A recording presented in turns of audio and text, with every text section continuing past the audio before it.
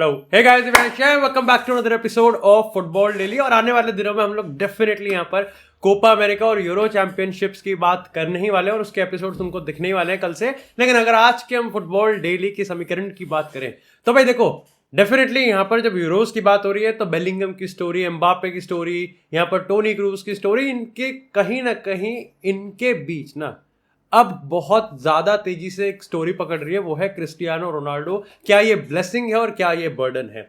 देखो, definitely post 2022 के world cup की अगर हम बात करें तो यहाँ पर क्रिस्टियानो रोनाल्डो का जो परफॉर्मेंस था या फिर हम पूरे पोर्चुगल की परफॉर्मेंस की बात करें तो वो खराब तो था ही था, बट आप कह सकते हो कि वो कहीं ना कहीं एक तरीके से टॉक्सिक भी बन गया था। जिस तरीके से फर्नांडो सैंटोस ने मोमेंटम में कहीं ना कहीं कुछ और दिखाया और अल्टीमेटली यहाँ पर कर और कुछ और दिया। लेकिन हाल ही में जब यहाँ पर पोर्चुगल के मैनेजर रॉबर्टो मार्टिनेज की अगर स्ट्रैटेजी की बात करें तो भाई वो पूरी तरीके से यहाँ पर क्रिस्टियानो रोनाल्डो के साथ अलाइन दिख रहे हैं और ना ही यहाँ पर वो रिलेशनशिप को बिल्ड कर रहे हैं जो कि पिछले 10 महीने से वो करते हुए आ रहे हैं, बल्कि यहाँ पर वो क्रिस्टियानो रोनाल्डो को अपनी टीम का लीडर भी बना रहे हैं और इसका बहुत जरूरी है। देखो, क्रिस्टियानो रोनाल्डो यहाँ पर यूरोज में बहुत सारे रिकॉर्ड्स भी बनाने वाले हैं। सबसे पहले तो पहला प्लेयर जो कि 6 मेजर यूरोपियन चैंपियनशिप्स में खेलने वाला है। उसके बाद अगर हम बात करें टॉप स्कोरर है 14 गोल्स के साथ, और यहाँ पर काफी सारे रिकॉर्ड्स जो इस समय मेंटेन भी कर रहे हैं और बनाने के भी बहुत ज्यादा करीब हैं। क्रिस्टियानो रोनाल्डो को भी देखो पता तो है कि यहाँ पर पोर्चुगल के साथ वो इनका आखिरी टूर्नामेंट हो सकता है और ये बहुत कुछ इस पर डिपेंड करता है कि पोर्चुगल जाती कहां तक है।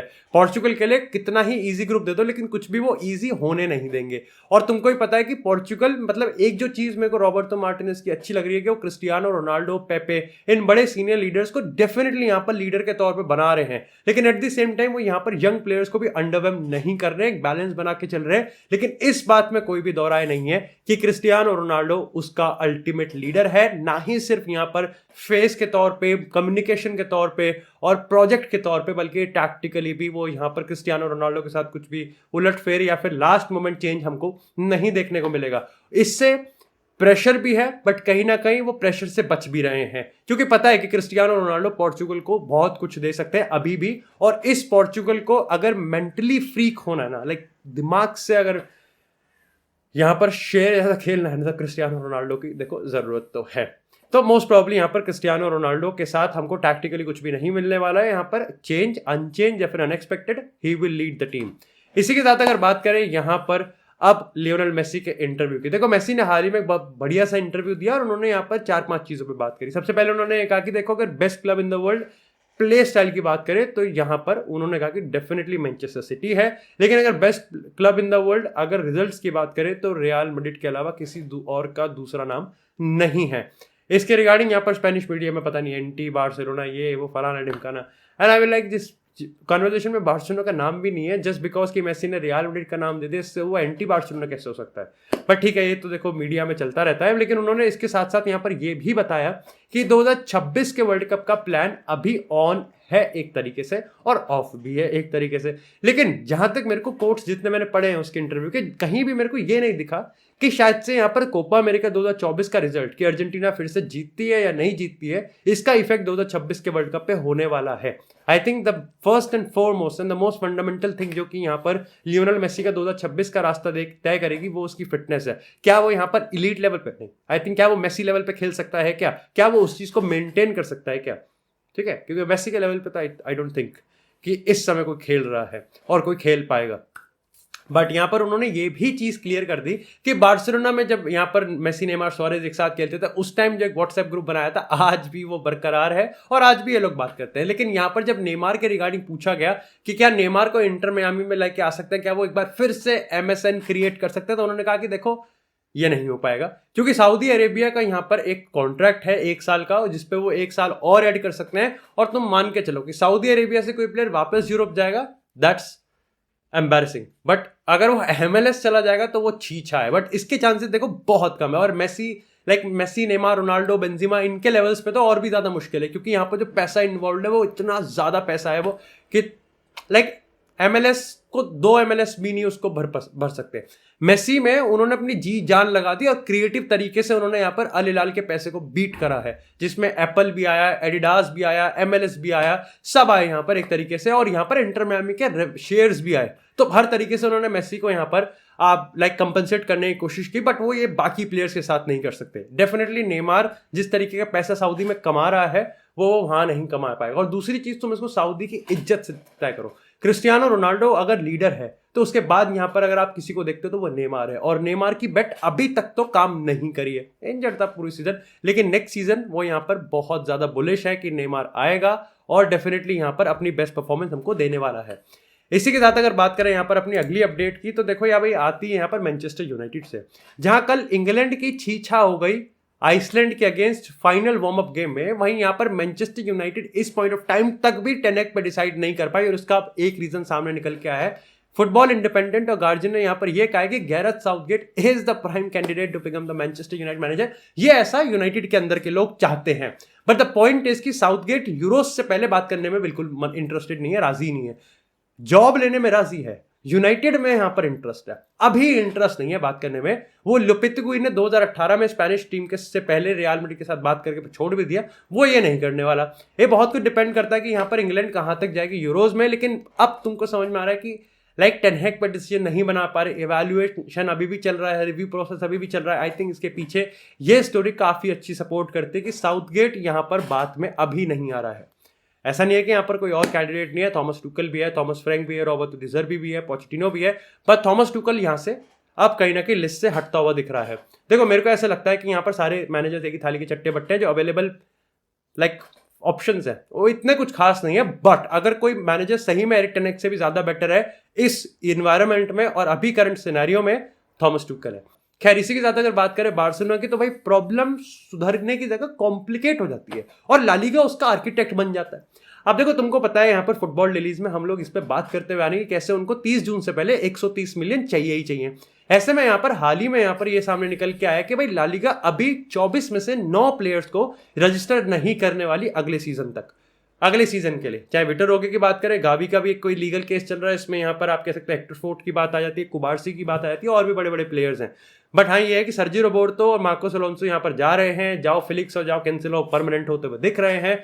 लेकिन पॉइंट ये है कि ला लीगा ने ऑलरेडी यहाँ पर उन प्लेयर्स को जो शायद से नहीं है काम के बार्सिलोना के, उनको रजिस्टर कर लिया है। अब इसमें चाहे क्लेमेंट लेगलेट की बात करें, चाहे हम इसमें यहाँ पर अंसु फाटी की बात करें, चाहे किसी और यहाँ पर लोनी प्लेयर्स की बात करें जो लोन पूरा करके वापस आ रहे हैं, उनको रजिस्टर कर लिया और उनकी सैलरीज बहुत ज्यादा बड़ी है। ऐसे में बार्सिलोना को इस चीज का मेक श्योर करना पड़ेगा कि जो लोन से आ रहे हैं भाई या तो उनको टीम का पार्ट बनाया जाए। अब अगर अंसु फाटी को ये लिया है, तो अगर अंसु फाटी रुकने वाला है बार्सिलोना में, तो क्या मतलब बनता है फिर लुइस डियाज का या फिर निको विलियम्स का या फिर जाओ फिलिक्स का, क्या मतलब बनता है? फेरान टोरेस, रफीनिया, जब आप किसी को बेचने ही नहीं वाले और उसमें अंसु फाटी भी आ जाएगा तो पैसा कहां से जनरेट होगा? और फिर यहाँ पर हंसी फ्लिक के पास भी ऑप्शन नहीं है कि भाई रीइंफोर्स तो तब करेंगे ना जब यहाँ पे रीडिस्पोर्स करें, इनको डिस्पर्स किया जाए। वो बार्सिलोना को अभी यहाँ पर मेक श्योर करना पड़ेगा कि कैसे। लेंगलेट के साथ तो भाई टर्मिनेशन की बात हो रही है कॉन्ट्रैक्ट की, बट ठीक है देखते हैं आगे। इसी के साथ अगर बात करें यहाँ पर VAR की, तो भाई प्रीमियर लीग ने कल वोटिंग करी है जिसमें 20 में से 19 क्लब ने कहा है कि VAR उनको अगले सीजन के लिए चाहिए। ऐसे में यहां पर मैं आपको बता दूं कि सिर्फ एक ही क्लब था जो कि जिसने अगेंस्ट किया और वो था वुल्वरहैम्पटन। VAR ने ये माना है कि इंप्रूवमेंट की बहुत ज्यादा जरूरत है। सेमी ऑटोमेटेड ऑफसाइड सिस्टम यहां पर इंप्लीमेंट हो जाएगा नेक्स्ट सीजन से, और अब रेफरी यहां पर अनाउंस भी करेगा इस चीज को कि जो भी डिसीजन लिया गया है और टाइम कम करने की चीज हो रही है। मेरा इस पे बहुत सिंपल टेक है, technology is not the problem, technology use करने वाले people is the problem. Sometimes good but most of the time safe. इसके बाद अगर बात करें यहाँ पर एम्बापे की, अब देखो ऐसा बताया जा रहा है कि एम्बापे कितना पैसा घुमाएगा ना, रियल मैड्रिड उसको पॉलिटिकली थोड़ा घुमा रही है नंबर्स को। इसके पीछे का सिंपल सा रीजन ये है कि रियल मैड्रिड ये बताना चाह रही है कि 3 साल के बाद या 4 साल के बाद एम्बापे जब फाइनली आया तो रियल मैड्रिड ने फ्री में मुफ्त में लेके आए एम्बापे को। बट काफी लोग बता रहे हैं कि ऐसा है नहीं। हाल ही में यहाँ पर एक स्पेनिश और इटालियन रिपोर्ट ने कंबाइन करके यहाँ पर ये बताया है कि देखो एट टाइम्स बता रही है कि 15 मिलियन नेट सैलरी है उसकी, बट ऐसा है नहीं। उन्होंने यहाँ पर कहा कि 100 मिलियन का साइनिंग बोनस 5 साल में दिया जाएगा, यानी कि सैलरी पे 20 मिलियन का साइनिंग बोनस ऐड कर देना। इसके साथ उन्होंने ये भी कहा कि ला लीगा का ये रूल है कि अगर एम्बापे की सैलरी 75 मिलियन थी PSG में, तो 37.5 मिलियन से कम वो कमा नहीं सकता रियल मैड्रिड में। इसी के साथ उन्होंने ये भी बताया है कि आने वाले टाइम में मैड्रिड में जो एक लॉ पास होने की बात चल रही है कि आप जितने ज्यादा पैसे कमाओगे, अगर आप कुछ उस हिस्सा कम्युनिटी को दोगे तो आपका टैक्स आधा कर दिया जाएगा। यानी कि अगर 20 मिलियन कोई प्लेयर बार्सिलोना या फिर किसी और रीजन में टैक्स पे करता है तो वो सिर्फ 10 मिलियन पे करेगा मैड्रिड में। ये रियल मैड्रिड की बात नहीं कर रहे हैं, पूरे मैड्रिड शहर की बात कर रहे हैं। अगर ऐसा वहां पर एक लॉ पास होता है, सोचो कितना बड़ा एडवांटेज मिलेगा रियल मैड्रिड को यहाँ पर ओवर बार्सिलोना अट्रैक्ट करने में, बिकॉज द मनी टॉक्स भाई, मनी पैसा बोलता है। इसी के साथ यहाँ पर अगर बात करें इस पॉइंट ऑफ टाइम पे पीके की, तो भाई पीके बन चुका है यहाँ पर प्रेसिडेंशियल कैंडिडेट। भाई पीके अब करेगा यहाँ पर कैंप नो में डांडी मार्च। उसने यहाँ पर क्विट लेपोर्टा मूवमेंट अपना चालू कर दिया। कल उसने कहा कि बार्सिलोना में एक दिक्कत है कि चलाने वालों दिमाग नहीं लगाते, दबे शब्दों में, ऐसा कोट नहीं कर रहा मैं उसको, बट उसने कहा कि 2000 में भी जब लुइस फीगो के लिए 60 बिलियन मिले थे उस टाइम के, पैसा बर्बाद कर दिया। जब नेमार के लिए 222 मिलियन मिले, वो भी पैसा बर्बाद कर दिया। अगर मैं होता तो मैं डेफिनेटली यहाँ पर कैंप नो को बिल्ड करता और यहाँ पर रेनोवेट करता और फिर मैड्रिड के साथ कंपीट करता। पार्शियली सही है कि भाई कैंप नो अगर 2018 में स्टार्ट वर्क कर देते और आज अगर मैड्रिड से भी पहले अगर वो कैंप नो को इस तरीके से हाई टेक कर देते और पैसा छापने की मशीन बना देते तो अलग ही बात हो जाती। कैंप नो में ऑलरेडी तुमको पता है 1 लाख से ज्यादा लोग आ सकते हैं। बट आई थिंक ये भी पार्शियली गलत है कि नेमार का पैसा वापस से प्लेयर में इन्वेस्ट करना वॉज टोटली रॉन्ग। जिन प्लेयर्स में इन्वेस्ट किया वो रॉन्ग है, बट उसमें उन प्लेयर्स की गलती नहीं है, पैसे की गलती नहीं है, बट यहाँ पर मैनेजमेंट की गलती है। उस्मान डेम्बेले, फिलिप कुटिन्हो, एंटन ग्रीजमैन, लगभग 3 प्लेयर्स पे 350-400 मिलियन, फिर उसमें माल्कम सबको ऐड कर दो। वर्थ इट था क्या मैनेजर से पूछा गया था? क्या लॉन्ग टर्म स्ट्रैटेजी देखी गई थी? क्या मेसी से यहाँ पर अलाइन होने की बात हो रही थी? क्या पोस्ट मेसी को तैयार किया जा रहा था? क्या अगला मेसी ढूंढा जा रहा था? क्या ये सारे सवालों के जवाब चाहिए थे, लेकिन इस सारे सवालों को मेरे को लगता है कंसीडर भी नहीं किया था बार्सिलोना ने। एंड आई थिंक इसी के साथ बात करते हैं अपनी लास्ट अपडेट की, तो भाई रॉड्रिगो यहाँ पर नेमार की परमानेंटली अब जर्सी पहनने वाले हैं, नंबर 10 की। एंड डेफिनेटली यहाँ पर पिछले 2-3 महीने से वो वर्ल्ड कप फ्रेंडलीज वगैरह में खेल रहे हैं वो मैच, 10 नंबर की, but finally Brazil national team ने कल इसको कंफर्म कर दिया दैट नेमार की नंबर 10 वाली जर्सी अब रॉड्रिगो ही पहनेंगे। खैर नेमार ने यह भी कहा कि विनीसियस जूनियर ही बैलन डोर जीतना चाहिए, बट आई थिंक यहाँ पर सेमीफाइनल फाइनल तक भी चला गया तो वो जीत जाएगा। बट तुम सोच रहे हो अगर विनीसियस और बेलिंगम में से कोई बैलन डोर उठा ले गया बिफोर एम्बापे और हालैंड,